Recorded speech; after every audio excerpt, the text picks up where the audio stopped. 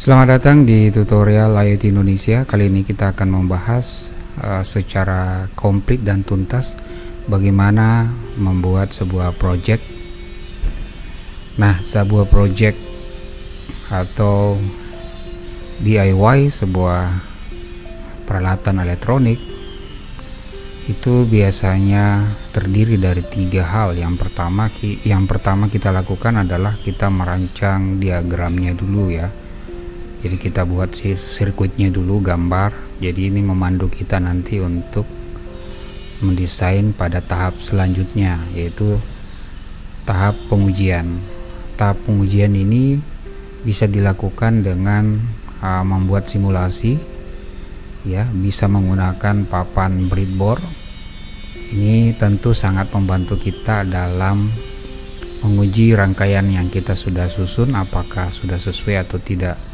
Nah, setelah sesuai atau sudah memenuhi standar yang kita sudah harapkan, makanya langkah terakhir adalah kita membuat PCB-nya. Nah, di tutorial ini kita akan menjelaskan 3 hal tersebut. Yang pertama tadi kita bagaimana membuat sebuah skema project. Kemudian yang kedua, bagaimana menguji skema tersebut di breadboard. Kemudian yang ketiga, setelah kita uji, tentu pada saat pengujian ini banyak kabel yang berseliweran, tentu dari sisi keindahan sangat tidak elok untuk dilihat karena begitu banyak kabel ya. Nah, bagaimana cara menyederhanakan kabel-kabel tersebut, yaitu kita harus merancang PCB-nya sendiri sehingga kabel-kabel tadi yang berseliweran antara satu komponen dengan komponen lain kita bisa hilangkan. Oke, kita lanjut ke tahap selanjutnya. Yang pertama kita cari gambar dulu ya untuk dijadikan sebagai acuan. Di sini kita sudah mengambil sebuah gambar ya.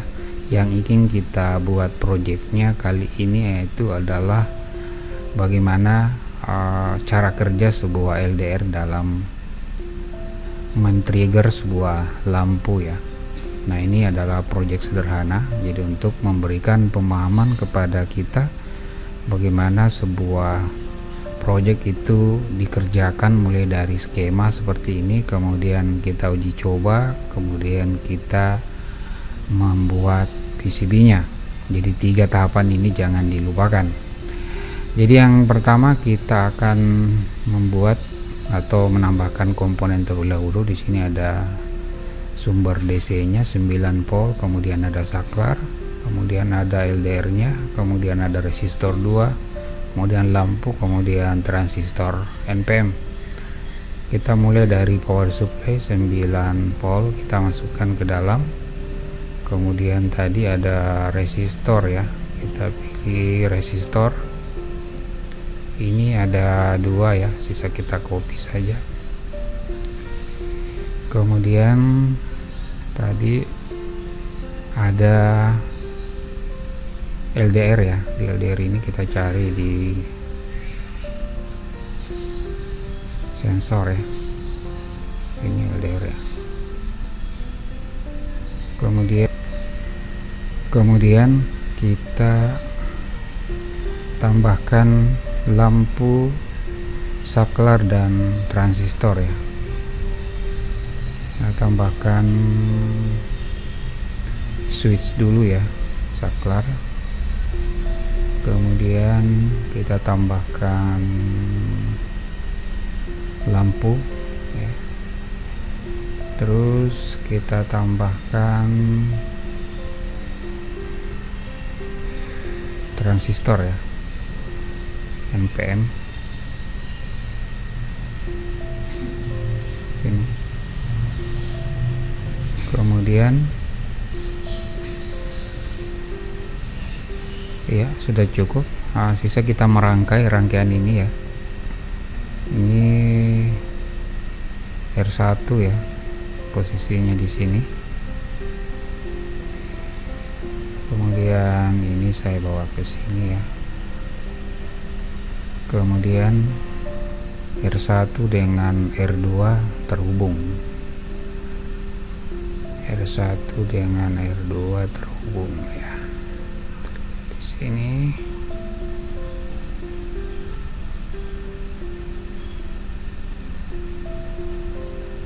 oke.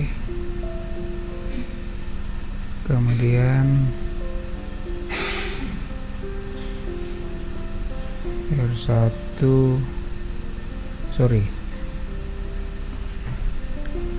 LDR ya, maksud saya sini. Kita pindahkan dulu ini satu. Oke. Supaya agak longgar ya. Oke.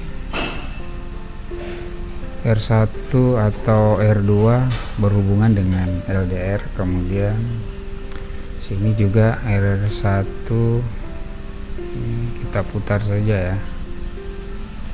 Oke, kemudian ini terhubung dengan transistor, kemudian di sini ada lampu ya.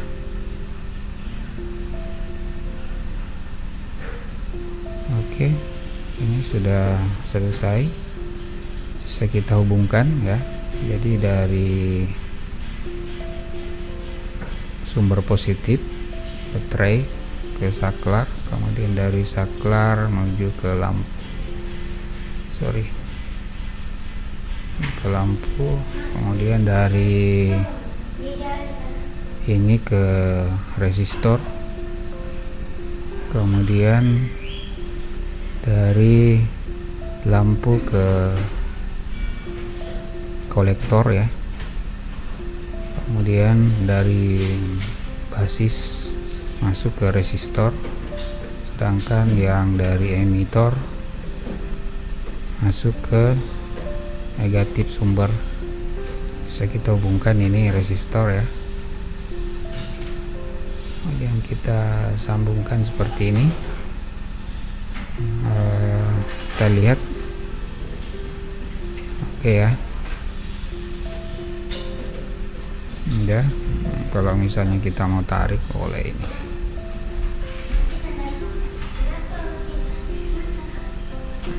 Oke. Kemudian coba kita buat, setelah itu kita buat simulasi ya. Ini kita tekan saklarnya, kemudian kita perhatikan lampunya ya, itu menyala, artinya dalam kondisi terang lampu akan mati, sedangkan dalam kondisi gelap dia akan nyala. Itu dah mekanisme dari Pak LDR ini.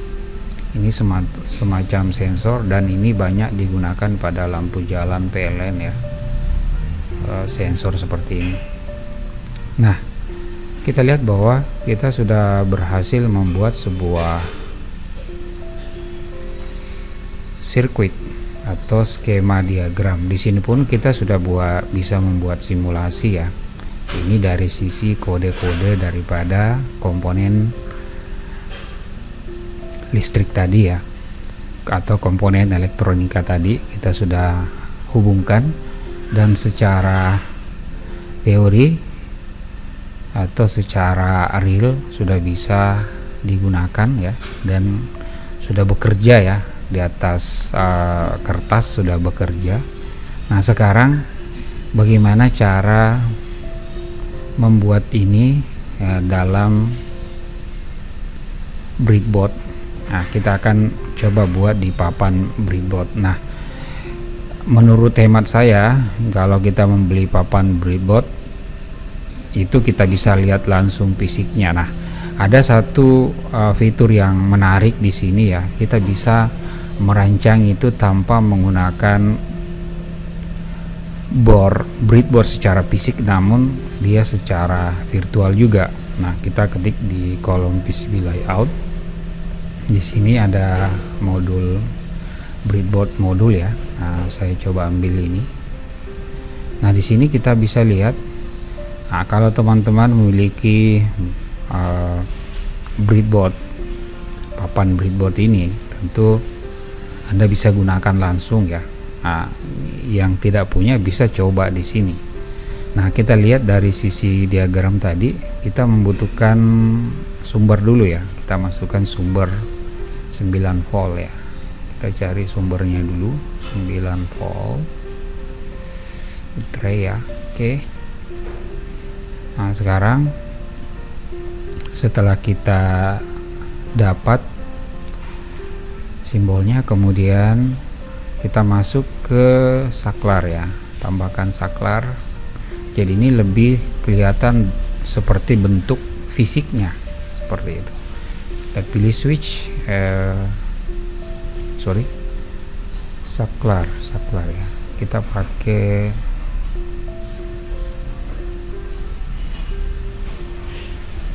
output ya. Ini kita pakai saklar ini. Oke, kita lihat saklar. Kemudian selanjutnya kita butuh LDR-nya ya. Kita butuh LDR-nya, kita cari di sensor ya. Kita cari di sensor.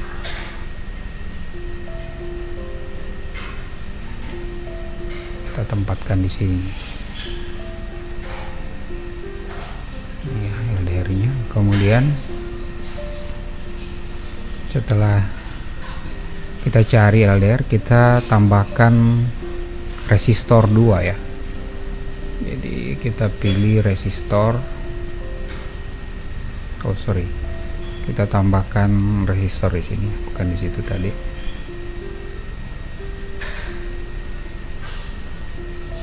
Kita ambil yang 7,6 mili ya. Kita ambil 2. Apply di sini ya. Oke. Kemudian setelah kita tambahkan, apalagi yang kurang, transistor ya. Kita pakai transistor NPN. Kita pilih di transistor. Ini NPN transistor. Kita cari yang BC ya.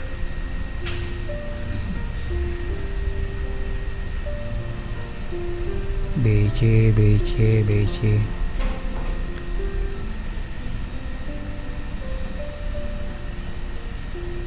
Kita pakai yang 5478 ya, atau 5 ini 574B. Kita tempatkan juga di sini. Yang kita perhatikan pada saat menggunakan transistor seperti ini, kita harus perhatikan yang mana kaki base-nya, kaki emitornya, atau yang mana kaki kolektornya. 3 komponen ini harus kita tahu. Untuk mengetahui itu kita bisa cari di data sheet daripada transistor yang kita gunakan. Ya, umumnya kalau NPM ya, di bagian ini merupakan kolektor, yang tengah adalah basis, yang bawah ini adalah emitor ya. Kemudian setelah itu kita butuh lampu ya. Ini kita butuh lampu, kita cari di output komponen ya. Ini ada lampu ya. Oke. Selanjutnya kita akan menghubungkan ya komponen-komponen ini. Artinya kalau di fisik ini menggunakan papan breadboard secara fisik, kita sama juga ini seperti ini. Jadi walaupun saya tidak menggunakan breadboard secara fisik, saya juga bisa menguji sebuah rangkaian elektronika secara baik dan benar juga tentunya. Yang pertama tadi dari sisi gambar ya. Jadi sumber positif ini ya, kita masuk ke salah satu saklar ya. Kita menggunakan flying wire ya, kita tarik ke sumber positif ya. Oke, kemudian dari sisi saklar yang satu ini masuk ke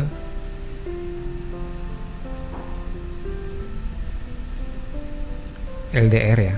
Jadi kita tarik masuk ke dalam breadboard. Nah, yang perlu kita perhatikan bagi yang baru mengenal breadboard tentunya, di breadboard ini, papan breadboard ini ya, di angka 1 A B C D ini adalah satu arah atau saling terkoneksi ya. Jadi kalau kita pasang di sini akan sama. Jadi dia tersambung secara horizontal semua ini ya. Tapi yang di bawahnya tidak bersambung antara ini dengan ini ya. Nah, demikian juga F sampai J ini satu arah. Beda kalau rangkaian di jalur tegangan ya. Jalur tegangan sifatnya dia bersifat sebagai vertikal, jadi dia tersambung secara vertikal. Jadi untuk jalur positif ke bawah ini tersambung, demikian juga untuk sebelah kanan ini jalur negatif tersambung. Jadi beda dengan di sebelah kanan ini. Oke, lanjut ya. Saya anggap bahwa Anda sudah paham cara menggunakan breadboard. Kemudian gambar selanjutnya ya, dari ini masuk ke R2 ya, R2 kita lihat bersambung ke R2. Jadi kita anggap ini sebagai R2, ini kita anggap sebagai R2, ini sebagai R3 ya, R2 ke ini. Nah, kita tarik di kakinya ya. Di sini nih letak kakinya ya. Kita tarik ke sini. Oke, dia ke R2. Kemudian R2 itu R2 ke negatif ya. Nah, saya ambil di sini supaya tidak bingung. Jadi negatifnya ini saya masukkan ke dalam sini ya. Oke. Selanjutnya ini sudah, kemudian R3, ini R3 ya. R3 itu tersambung ke R2 dan LDR ya. Jadi kita ambil di sini karena dia tersambung ke LDR dengan ini, berarti di sini jalurnya ya. Kemudian ujung R3 sendiri itu ke kaki basis daripada transistor ya. Jadi ujungnya ini ke tengah daripada transistor BC547B ini. Kemudian kaki kolektornya ya, kolektor ini bagian atas ini dia ke lampu ya. Dari sini kita lihat dia ke lampu. Jadi kaki atas ini ke lampu. Oke. Kemudian kaki emitornya itu ke negatif ya. Kaki emitor itu yang mana? Yang ini ya. Itu ke negatif.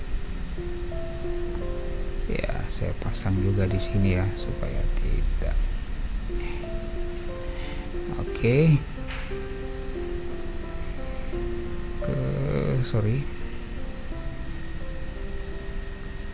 Ke kaki negatif ya. Nah, ini sudah selesai. Sisa kita memasang ini ya. Ini kan tadi negatif, di sini juga ada negatif. Kita jumper aja dulu ya, pinnya ke sini. Oke, supaya kelihatan mana jalur positif dan mana jalur negatif, kita rubah dulu warnanya ya. Semua jalur positif kita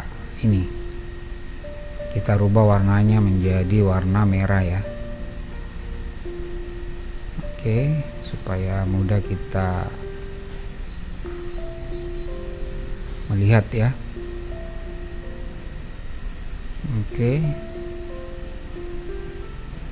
sedangkan yang jalur ini adalah negatif.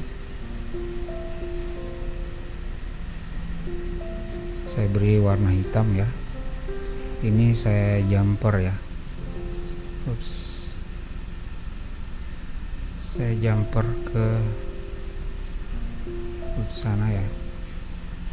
Ini juga tadi negatif ya.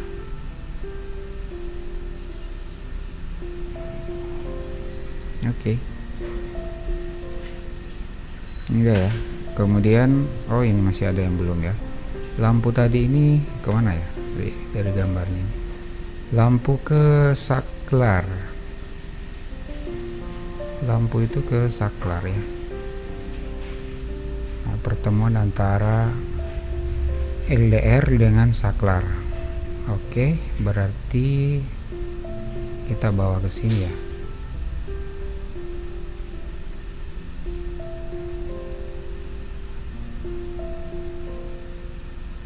Oke. Nah, desain kita ya, kalau ini benar harusnya menyala ya. Artinya rangkaian kita kalau sesuai dengan gambar yang kita sudah buat di sini ya, harusnya sih bisa menyala juga, karena ini adalah kita hanya melakukan transfer ya dari gambar rangkaian menjadi desain breadboard. Nah, kita coba tes ya dengan menjalankan simulasi. Kemudian kita jalankan ini, kemudian kita tekan ini, apakah berhasil. Nah, alhamdulillah ya, artinya apa yang kita sudah buat ternyata berhasil. Dan ini tentunya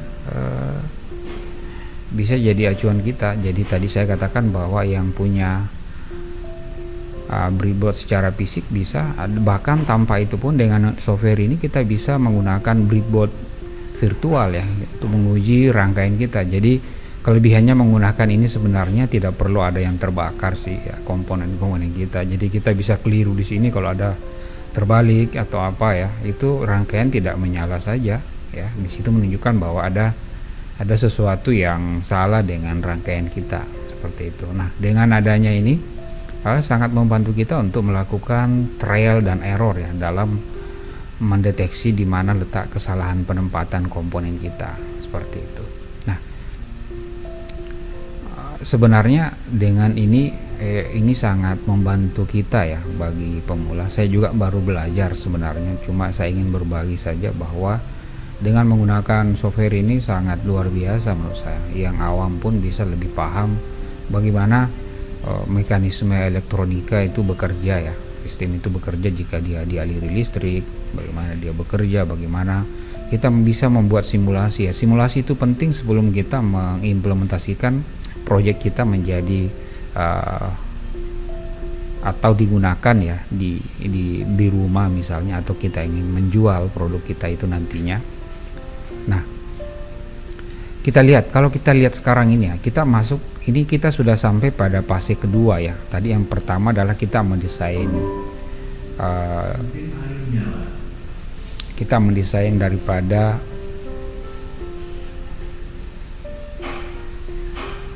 skema diagram daripada proyek kita ya. Skema itu penting ya. Nah, di sini kita menguji apakah komponen ini cocok atau tidak. Setelah di atas skema kita sudah rancang ya, kemudian kita mengujinya di breadboard ya. Artinya apakah komponen yang kita sudah, apakah desain yang kita sudah buat tadi di sirkuit diagram itu sudah bisa kita implementasikan secara dari teori ke real ya. Jadi saya ulangi, dari teori ke real bisa diimplement. Dan ternyata dari hasil uji kita ini berhasil menempatkan ya, atau bisa membuat program ini bisa bekerja. Nah, kalau kita lihat di fase kedua ini ya, ini kan banyak kabel. Ini kan kalau kita mau terapkan di rumah ini ya kurang sedap aja dipandang mata, terlalu banyak kabel yang berseliweran ya antara satu komponen dengan komponen lain. Sebenarnya tidak ada masalah kalau kita menggunakan, cuma menurut saya dari sisi estetika atau keindahan itu tidak tepat untuk digunakan. Jadi memang hanya untuk percobaan saja, uji coba. Nah, setelah semuanya sudah beres ya, kita mencoba membuat desain PCB-nya. Tentunya kita mendesain PCB ini agar komponen ini bisa lebih rapi dan tentunya lebih profesional ya. Kita punya project bisa lebih profesional tentunya. Nah, cara untuk transfer daripada ini ya, rangkaian ini atau skema ini menjadi PCB layout, sisa kita klik saja ini ya, convert to circuit board ya. Kita klik next. Ada pilihannya di sini, single side, kemudian single side normal track, ada thick track, ada thin track, ada thin track, double side, dua sisi.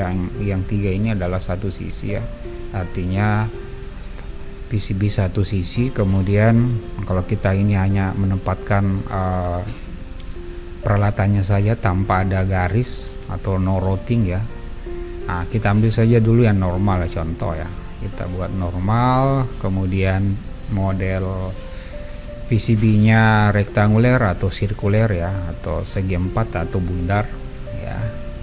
Kemudian kita klik next, kemudian compare.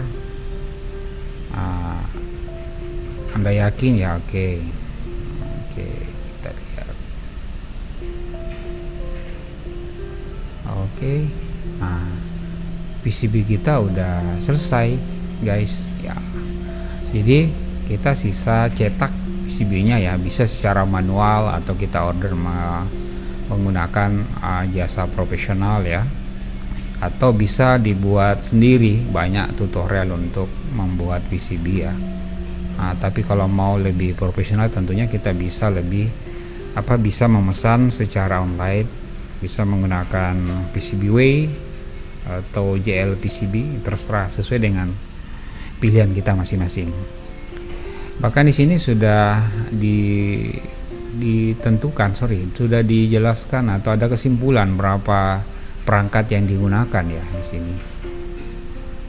Jumlah kuantitinya, walaupun harganya memang tidak dimasukkan karena kan tentu di setiap negara berbeda ya.